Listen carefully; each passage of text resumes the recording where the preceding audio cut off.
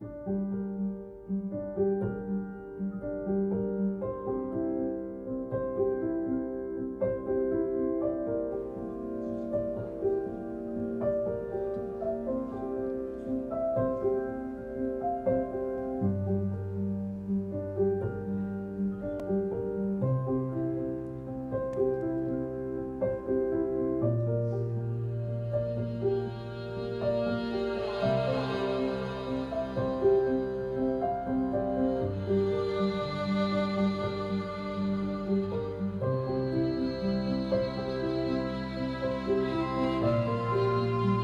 evening, everyone. It's currently 6:01. We'll go ahead and start today's meeting. Let's go ahead and start with roll, please. Commissioner Lydé. Present. Commissioner Calandra. Commissioner Diaz. Here. Commissioner Kreiner. Present. Commissioner Shergill. Present. Vice Chair Bray. Chair Vang. Here. If we can, let's have everyone please stand. We'll go ahead and do the Pledge of Allegiance. Ready? Begin.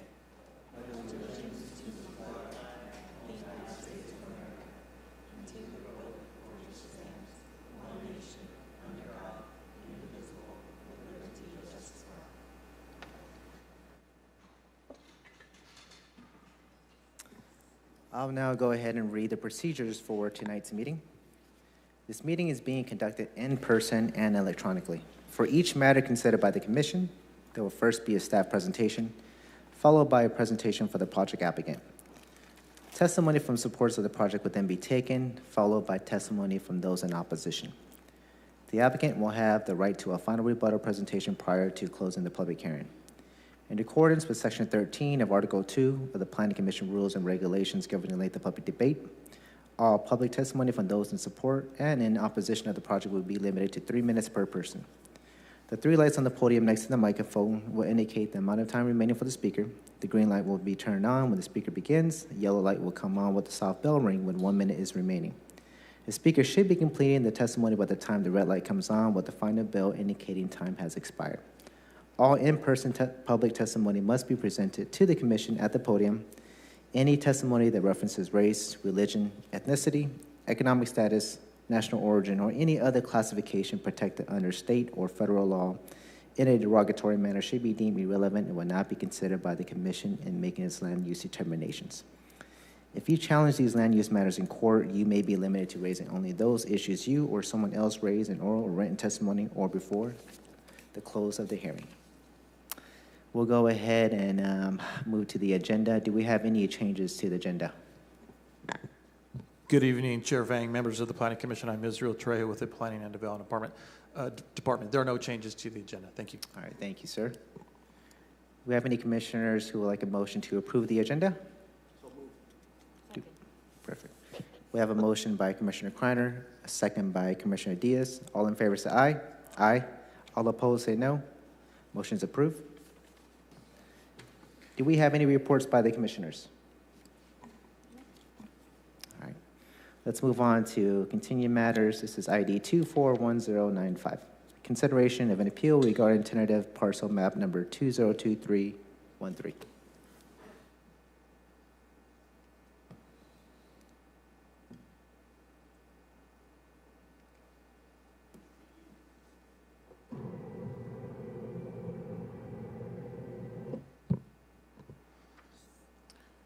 Good evening, Chair, members of the Planning Commission. My name is Rob Holt, Supervising Planner, Planning and Development.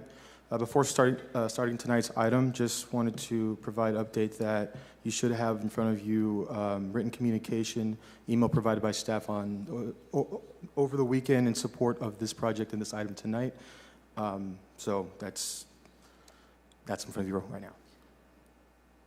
It's also available to anyone in the public if they're interested. We have a few copies up here as well.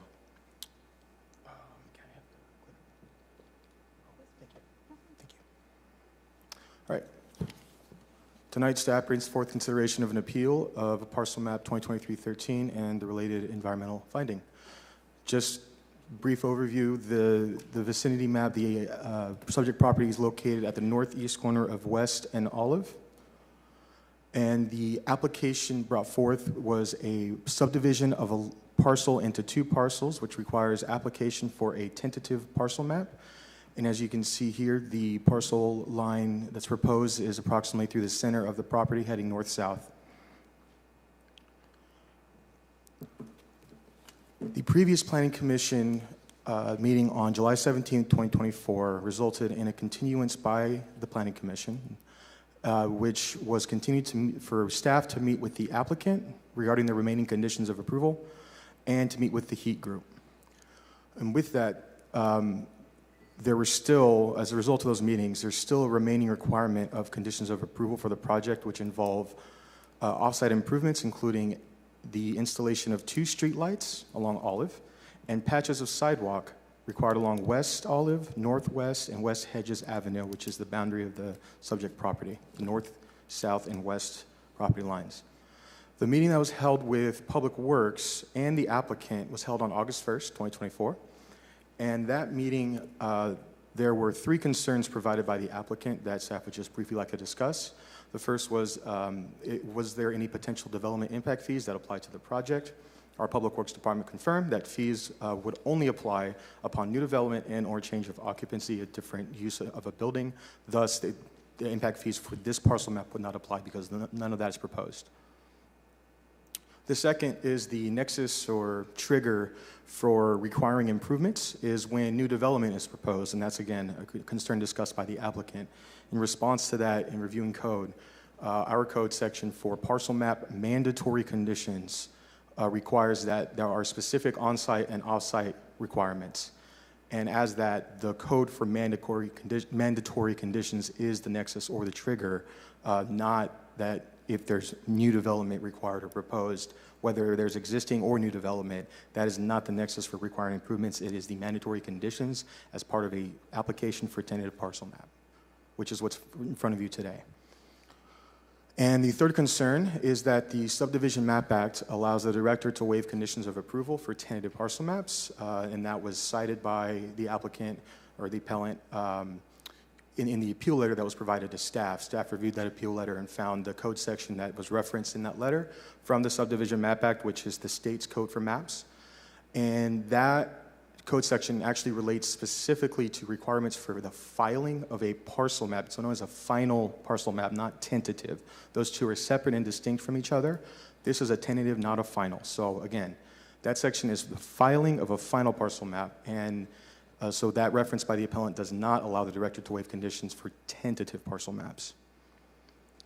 Meeting was also held with the HEAT community group on August 5th, 2024, and the only concern discussed with HEAT, amongst explaining the staff report, was that was asked the reasons for the proposed subdivision of the property and the applicable processes. Again, those processes of tentative parcel map applications was provided to them, as well as the only information provided by the applicant to us as the reasons for this proposed subdivision are that the intent is to donate the western property of these 2 lots to the Fresno Chaffee Zoo, serving as the existing location for their zoo's administrative offices, and nothing further.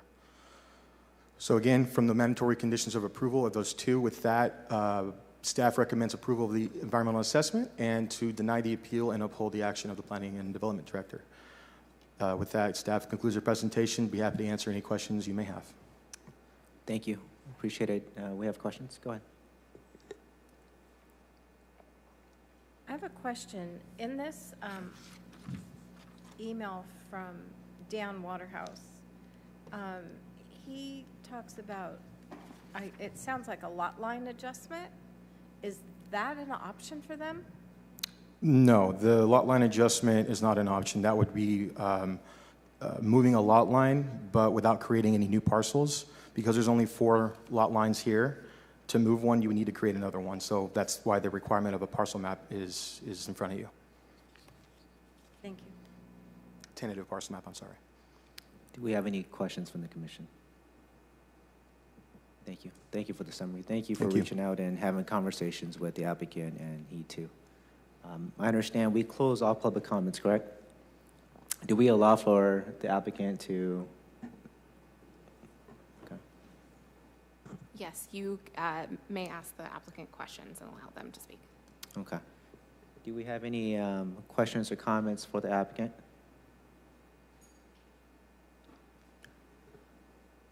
Why don't you go ahead and, if you may, please just let us know how the engagements were since the last meeting, and if there's any kind of progress or...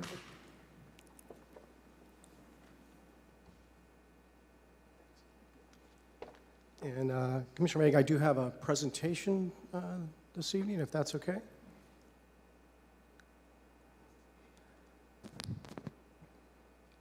Great, thank you. Good evening, everyone. Commissioner, city staff, appreciate the opportunity to discuss the appeal and summarize the legislative details that were provided by staff and really reinforce our position. My name is Todd Scheller, Vice President of Lyles Diversified, Inc., retired major from the 144th Fighter Wing, and prior to Lyles of 23 years, I was an associate professor at Fresno State in the CM program. Going over a little bit of things here, and you can see the table of contents. I'm certainly not going to get into a lot of those areas, but this is our wonderful 1210 West Olive, where I spent the first 20 years of my career. This is an aerial shot of 1967, and you'll see the two-lane road of Olive. You'll also see the future sidewalk, street dedication, and with a city development agreement at that time. So in the lower left, you see that we have what's current conditions of 1210 and 1250. The city is correct. Our sole purpose is certainly to donate 1250 to the zoo. They're in there now as a lessee, and they don't want to be a lessee. They would like to be an owner, a property owner. That helps them leverage things and be near the zoo. But going on, I just want to take a little bit of discussion on this development aspect. You know, we're not a development, if you will. And relative to the municipal code, the definition of a development is there within the Fresno Municipal Code. But I think there's a couple areas in the legislative details that I'd like to really point out to the commissioners. And one is that within our discussions, there was 2 conditions of approval that have been revised, or requirements upon future development. Again, I don't have any future development. I'm just trying to reinstate a lot line that had been there for 44 years prior to the removal of that to create a campus feel. And I think there's an important aspect to this that relative to city staff and the Fresno Municipal Code, that 153802, they were spot on with the introductory sentence, and I'll read that, and that's on page 4. With the subdivider shall construct or cause to be constructed all on-site and off-site improvements, et cetera, et cetera, et cetera. That is true, but there's 2 other areas that they conveniently left out of that. There's an A and there's a B. A is a preparation and content, which is before construction of any improvements, and I really don't have any. And then B requirement is that all improvements need to comply with certain areas, of which I don't have any improvements.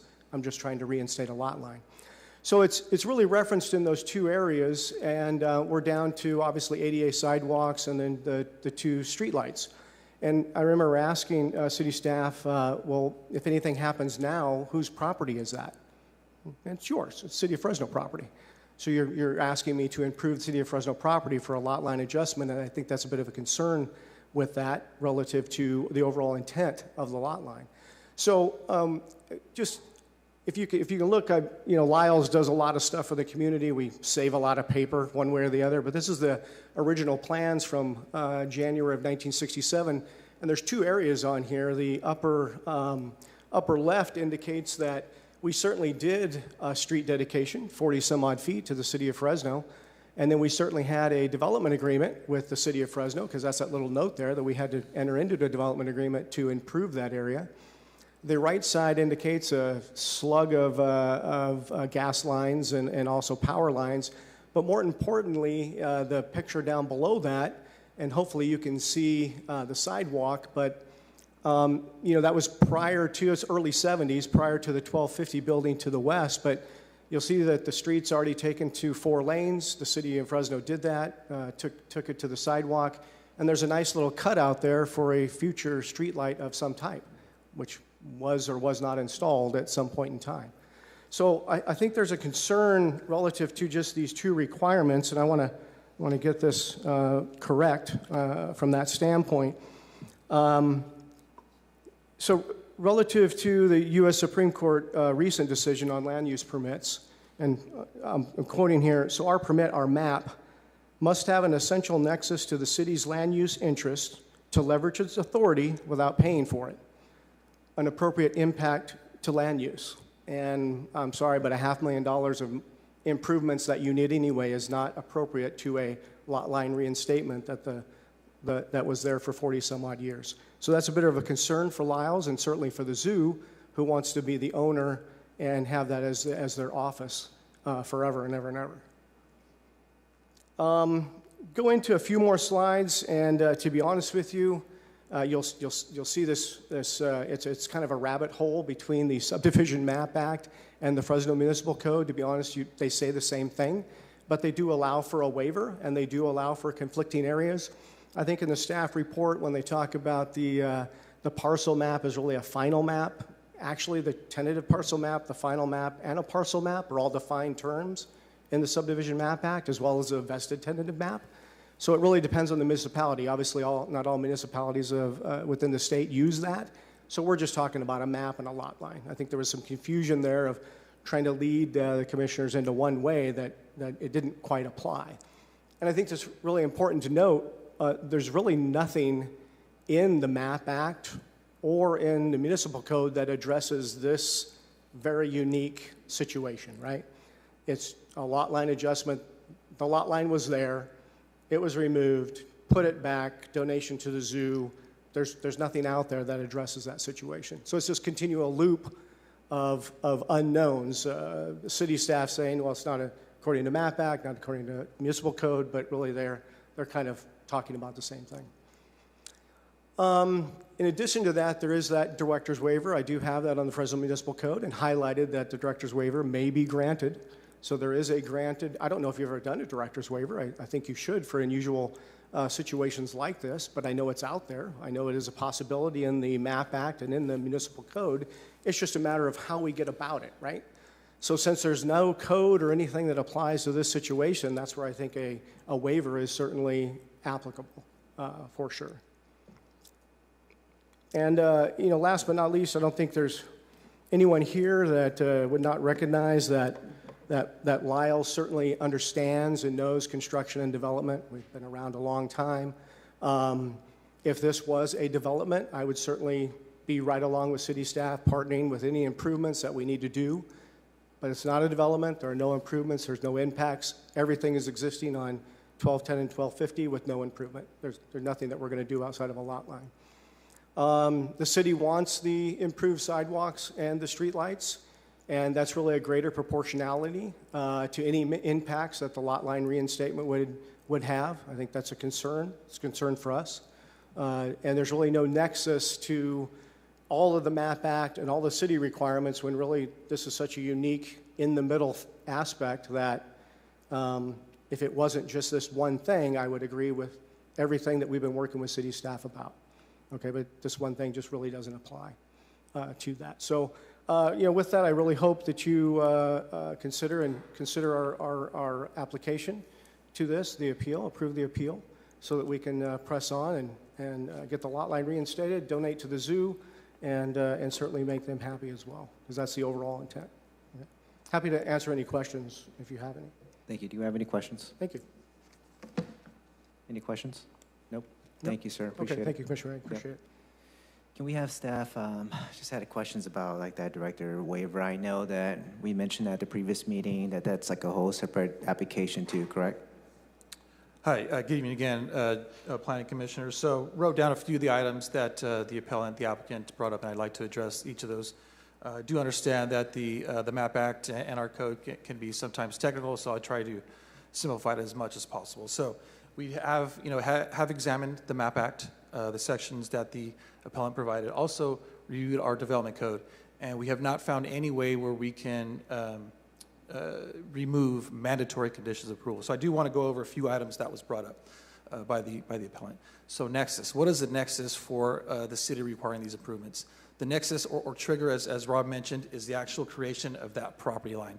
So no new development is required for the city to require these improvements, including the the street lights as well as the sidewalk improvement. So the nexus is creating the property line. The nexus is not a new building. So that's one item I wanted to discuss. The applicant also brought up a waiver. Again, I'm trying to simplify this as much as possible. So a parcel map is a two-step process. You have a tentative map, which is where we're at now, and we have a final map process. The waiver relates to the final map. There is no waiver of a tentative map in this instance. So the waiver does not apply for this project. Applicant got into the definition of development. That does not apply again. Development a new building is not required for the city to require these improvements. Also, the appellant went into improvements. He was talking about, well, we're not improving the property. Well, he's confusing that with improvements that the city is requiring. So those improvements require plans, and that's what's being referenced in the code and was brought up by the appellant. Also, last but not least, so again, these conditions are mandatory, and whatever decision is made here by the Planning Commission can be appealed to the City Council. Question for you. How do we get from the tentative map to the final map in order to potentially get that waiver? Is that a possibility at all? So I'm going to run and grab my code real quick. There's section 66426, which calls out the various types of waivers which would not apply when they do get to the final map stage.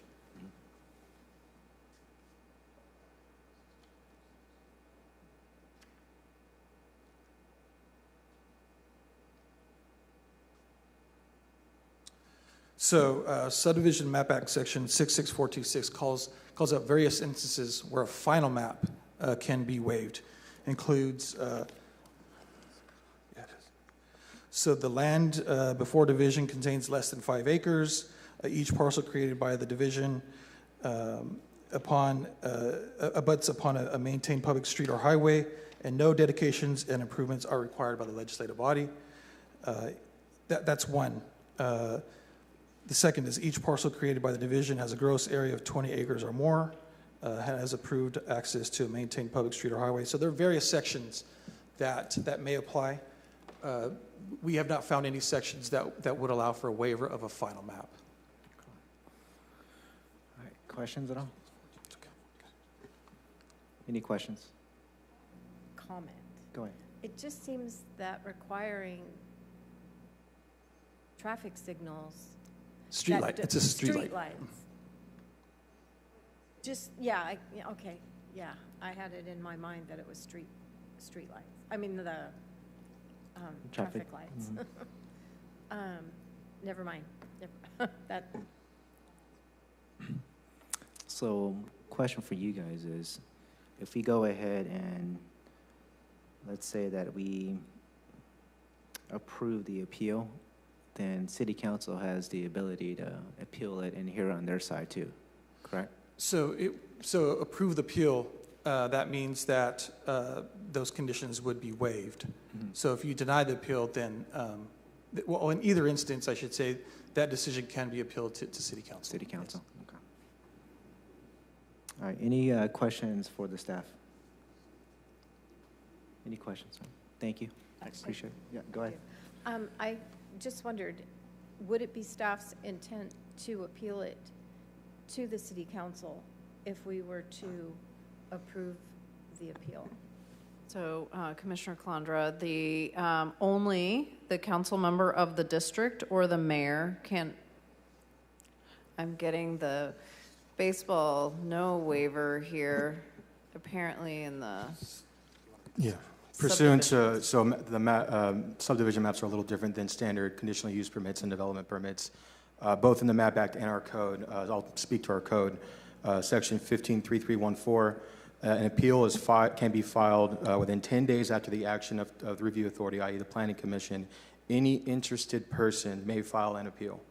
Applicant, council member, anyone from the public. But the question was, will staff file an appeal? No. Yes. Staff will not file an appeal. However, the Planning Commission must make findings in the record and must have substantial evidence in the record as to how the application of what's in the code is not correct, right? What is the staff doing that is not correct that the code tells us we have to do, right? So they're acting in a very robotic fashion, check the box. Boom, boom, boom, boom, boom. Code says do A, B, C, D, E. They're doing A, B, C, D, E. You need to find that they did something wrong in that process to overturn the director's determination and make the appeal, which is fine. You can do that. We're not saying don't do that, but you need to have evidence in the record as to why you're making that determination. Gotcha. Hey, I think that's a bigger issue is the fact that Mr. Ho did he's looking at all the facts, right? He's looking at all the facts and he's telling us, according to everything that he's looked at, that we have to deny this appeal, right? In either situation, if we go ahead and we deny it or we approve it, it still has the ability to get appealed and go to the city council though, correct? Yes. Right, okay. Just a part of me, honestly, like a part of me just feels like some of these issues need to be held at that level too, right? Just because as individuals representing your district, I think they're more inclined to understand how the constituents feel too, right? So part of me feels like whether we approve or deny staff's, the appeal itself, either way, I think there's a potential of it getting appealed, and it should go to the city council where it needs to be actually have like a thorough examination of it too. Okay, so that's my opinion. With that being said, with the Lyles, I just want to make a comment to Lyles is I completely understand what you guys are trying to do, right? And it's difficult because I know you guys are probably frustrated because the intention is really good, right? And the staff, Mr. Holt, like I understand it. I know his work ethic. I know that he works really hard to get everything done, and he tries to make sure that we're not exposing the city to any kind of potential litigations too. And I completely understand where you're coming from, and I just feel like with this kind of matter, it needs to be held, it needs to be heard at the city council level, okay? So don't take this with any kind of offense, but I'm going to make a motion to approve the environmental assessment number P2M 202313 and deny the appeal and uphold the action of the planning development director, okay? I second the motion. All right. So we have a motion made by me, a second by Commissioner Diaz. Let's go ahead and take vote on this one, please. Commissioner Lydé, Yes. Commissioner Calandra, Yes. Commissioner Diaz, Yes. Commissioner Kreiner, Yes. Commissioner Shergill, Yes. Chair Vang. Yes, motion's approved. All right, we'll go ahead and go to new matters. This is ID 24480, workshop to review of the Parks Master Plan, Technical Amendment Public Review Draft.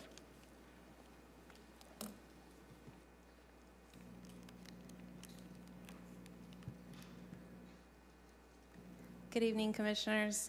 Sarah Gaitan, Program Manager for the Parks Department. We have a presentation for you.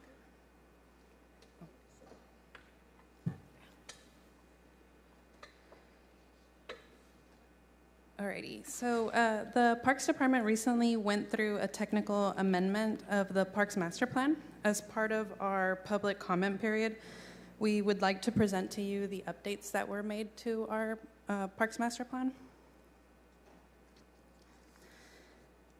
Today, we will be reviewing a recap of the process to date, the Parks Master Plan Technical Amendment Public Review Draft. We will be reviewing the timeline, and we will also be reviewing how to comment and what our next steps are.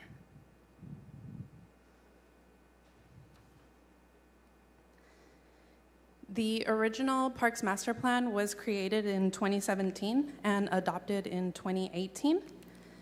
Measure P, which is our 3/8 cent sales tax ordinance that was created to assist with generating revenue for the Parks Department, went into effect in 2021. A consultant updated the technical amendment to include Measure P language and new census data that was available as of 2020. The Parks Master Plan Subcommittee reviewed and provided feedback to the updates chapter by chapter. And the technical amendment does not change any goals or recommendations that were defined in the original Parks Master Plan.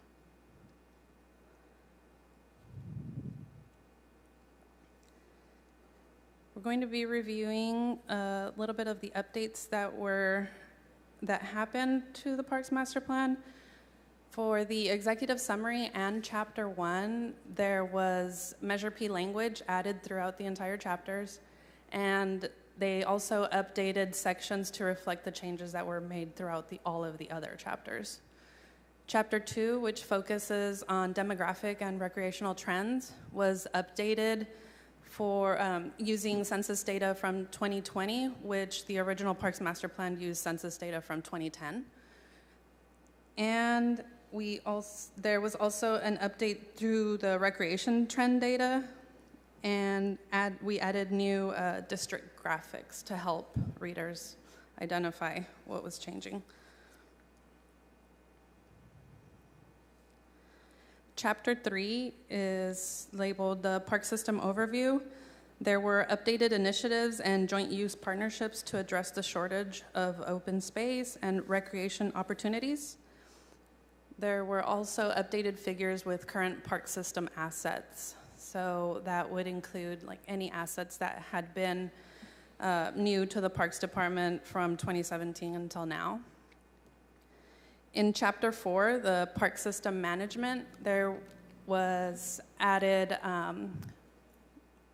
they spoke about the reorganization of the Parks Department that happened after Measure P went into effect. So with the influx of funds, there were additional positions that were created, so that was identified in that chapter. And then also the plan outlines the direct expenditures that as they relate to maintenance and operations. In Chapter 5, there were no updates. Chapter 6 also highlighted some new Measure P language along with highest need neighborhood language added throughout. There were some sections from Chapter 6 that were moved into Chapter 7 just for better flow of the document. In Chapter 7, Measure P language was added throughout the chapter. Sections 7.1 and 7.2 were the ones that were moved in from Chapter 6. Section 7.3 was a new section about prioritizing improvements to existing parks. And 7.5 was also a new section to incorporate Measure P highest need neighborhoods as priority locations for new parks. Chapter 8, Financing Your Parks. Measure P language was added throughout the chapter. There was an update to the funding opportunities. Section 8.3 is a new section to include typical park improvements and costs. And Chapter 9, which is the goals and recommendations, just included Measure P language throughout the entire chapter.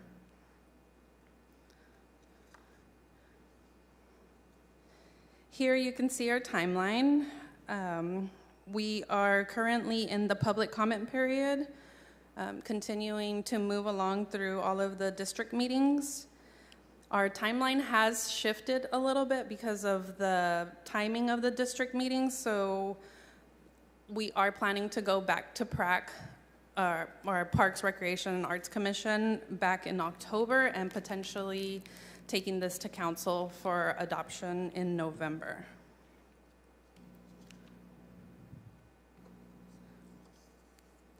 The public comment period was originally from July 15th to this Friday, August 23rd, but we are extending that into September because of the district meetings again. There is a review draft available online at www.fresno.gov/parks/parksmasterplan. If you do take a look at our digital file there, you will be able to see in yellow highlight all of the changes that were made. The full Parks Master Plan is also available on that website.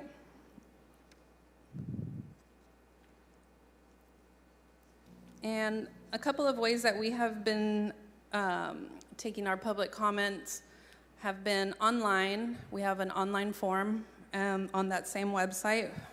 We have also handed out hard copies of the technical amendment at all of our 19 community centers throughout the city of Fresno, and they also have comment cards available there if the public would like to leave any comments there. And they could also go to any of our PRAC meetings, which the one on August 19th just passed, but we do have a couple more coming up in September. As far as what the Parks Department is doing to get the word out, we created the website. We have been putting out social media posts. We've sent out email blasts to people who are on our email lists. We have the Parks Master Plan Amendment available at all of our community centers, and then we also have some partnerships with our Parks and Recreation Commission. And with that, I'll answer any questions. Take any comments? I would imagine the census update information made a pretty big impact on like the entire plan too, correct? Just the only chapter that focuses on census data and trends is chapter 2. So yes, that chapter did have quite a bit of updates, which was probably the most updated chapter. Any questions or comments? I do. Thank you so much. It was a wonderful presentation. But I do have to ask a few things because community members have been present and they always claim that they did not know this was happening. So I want to know a little bit more about that. How many community members participated in bringing the master plan together? I'm going to defer that question to the planning department. They were involved in the original Parks Master Plan. So the original Parks Master Plan was updated and adopted in 2016 and 17. And it was a very, very public process, right? So again, what they are asking what they are going through right now is literally a technical update of adding in the Measure P language and correcting and updating demographic information that's new since 2016 and 17. So they're not changing the plan itself. They're not changing any substantive information. They're not changing the location or the size of parks. They're not changing the required parks per thousand. All of the things that are in the general plan, this is not a change to the general plan. This is simply a technical update to the Parks Master Plan. And I think earlier in a slide, you had what meetings, public meetings you'd already had. So there's a commission like this. The Parks and Recreation Arts Commission, thank you, PRAC. And they meet on Monday nights, 2 Monday nights a month, and they review all the technical aspects. And so this was a recommendation that they go through this process to make sure that the Parks Master Plan actually references the PRAC process, the Measure P, et cetera. But again, the Parks Master Plan was part of a very large, and I can pull it up, I don't have it in front of me, but a very large public engagement process in 2016 and 17. So does that mean that the master plan goes in sections, zones, communities, or zip codes, or does that a whole county of Fresno or just the city? The Parks Master Plan is only for the city of Fresno, but it does have, here, let me pull it up. I'm in the general plan right now. It's on your page, right? The Parks page? Yes. So the Parks Master Plan is, again, a document managed and run by the Parks Department, not by the Planning Department. So please excuse me, I don't have. It was adopted December 14th of 2017. The council adopted a vision plan, which was then built. One of the primary reasons for creation of the Parks Master Plan was really to identify and understand the condition of parks, the deferred maintenance, the cost to update, the cost to build, the cost to improve our park system. That was really the basis and why it got started. And then ultimately, it created a number of very specific guidelines for each type of park: a pocket park, a neighborhood park, a community park, regional park. How big does it have to be? What kind of amenities are in it? What does it look like? Where is it located? Those were all created as a part of the master plan. And then a financing plan. What are different ways to structure it? And it was actually the vision of improving Fresno's park system that created the push and the impetus for Measure P. And so that's how that all started, was through this very extensive engagement process to ensure that everyone had an opportunity to talk about parks in our community and how to improve them.